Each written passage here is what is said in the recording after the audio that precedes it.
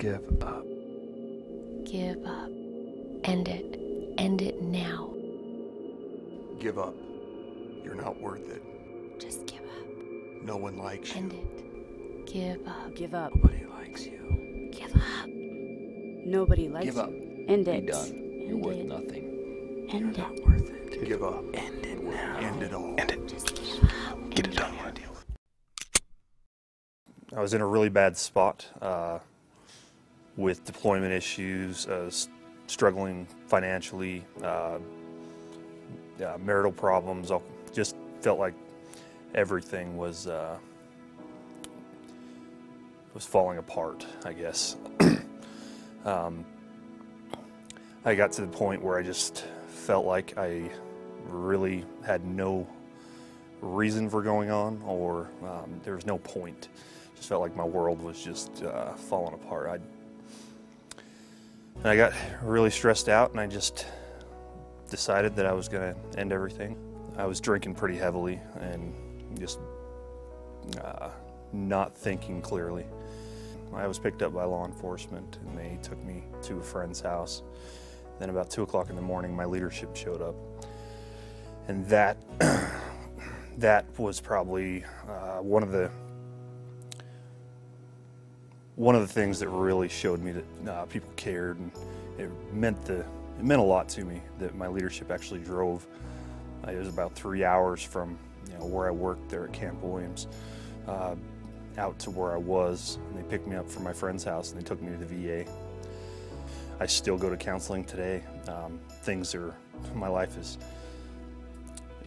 awesome. It's amazing. My wife is amazing. My family. Things can get better. Life is never too bad to just end it all. It's just not worth it. And the effects that it's going to have on everybody left behind, it's just not worth it. Things can always get better. My name is Antoinette Stapley. My husband is First Sergeant Tracy Stapley, and he completed his life on July 3rd of 2013.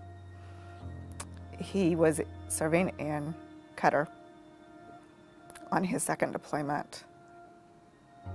No matter what the monetary is that we receive, the memories that we were going to make are gone.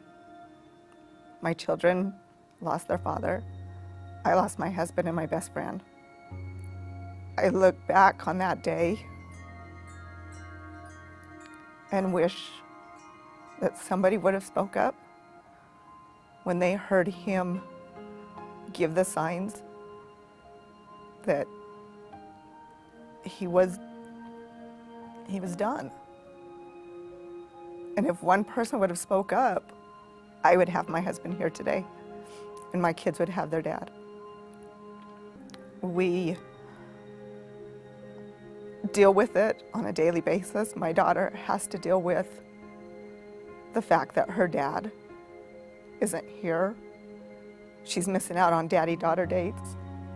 She hears other kids talk about their dads, and she has to leave the room because it hurts her, because her dad isn't here. Our son has graduated from college and is starting his career in the Army, but he doesn't have his dad to help guide him through those tough times. So it's those things that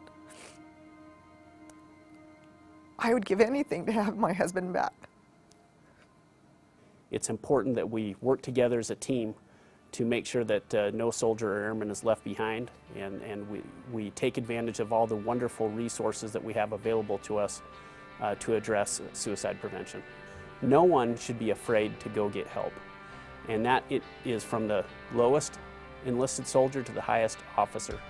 Everyone has that right to get assistance and help, and more importantly, it's available and it needs to happen. I want to express my deepest gratitude. I love wearing this uniform, and I love doing it because I get to serve with the greatest people on the planet, and I mean that sincerely. Anybody who steps up, families, service members that put on this uniform are remarkable people. And so it's an honor to serve with you. As you enter into the holiday season, I'd encourage you to focus on the things that matter to you. We all have to have reasons to get up in the morning. Focus on that family. Focus on the values that we hold dear, whether they be the Army values or the Air Force values. Those things that make you who you are. And so that even in the darkest times, even in the most difficult times, maybe when we have personal problems, relationship problems, financial problems, we can dig deep into those values that define us, and those can sustain us and carry us through.